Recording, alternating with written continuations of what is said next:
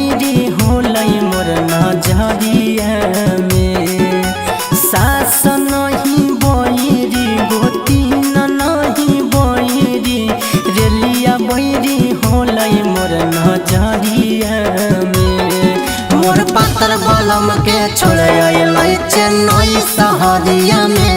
मोर पातर बलम के छोड़े अइलै चेन्नई शहरिया में। नींदियो नैया ओह कैया दुसता ओह कै सुतल पिया के कहवरिया में।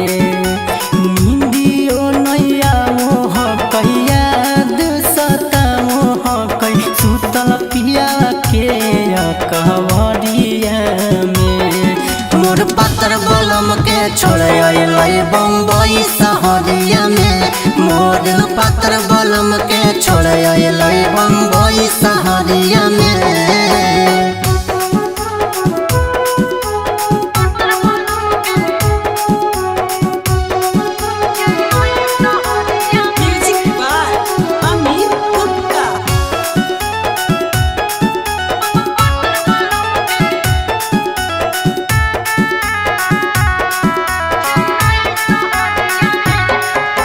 चार छो महीना कैले कै हमारा से दूर गे। हमारा बलम के हलै कोई चिक सूर गे। ए सखी का बताई होगा दुखला।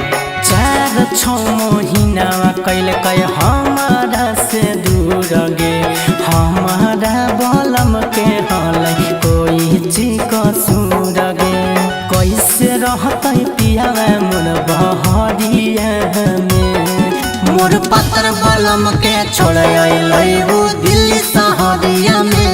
मोर पातर बलम के छोड़े अइलै गुजरात शहरिया में।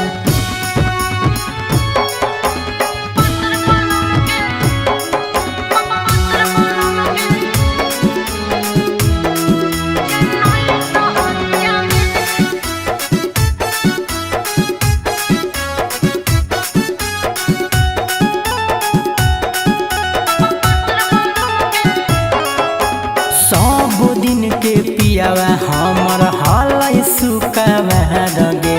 जब से गेलै बहरा नहीं मिलै समाचार गे। बोलो ना करो सखी का करी। सब दिन के पियावा हमर हालै सुकावा गे। जब से गेलै बहरा नहीं मिलै समाचार गे। रहे सागर बेदरंदी दिला भितरिया में। मोर पातर बलम के छोड़े अइलै वो पटना शहरिया में। मोर पातर बलम के छोड़े अइलै चेन्नई शहरिया में।